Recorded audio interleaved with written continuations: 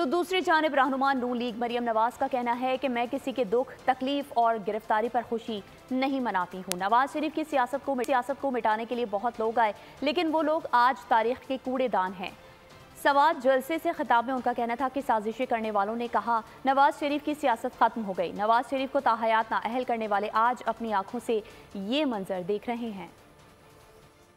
किसी की तकलीफ पे, किसी के दुख पे खुशी नहीं मनाती, किसी की गिरफ्तारी पे खुशी नहीं मनाती, किसी की आजमाइश पे खुशी नहीं मनाती। बहुत लोग आए नवाज शरीफ की सियासत को मिटाने की चाह दिल में लिए।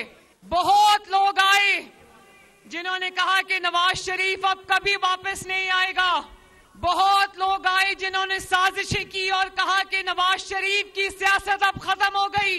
और आज वो लोग तारीख के कूड़ेदान में पड़े और नवाज शरीफ आज यहाँ आपके दरमियान मौजूद है। ताहयात नाअहल करने वाले कहीं ना कहीं से देखते तो होंगे। बोलो, सब्सक्राइब करें और बेल दबाएं ताकि कोई खबर रह न जाए।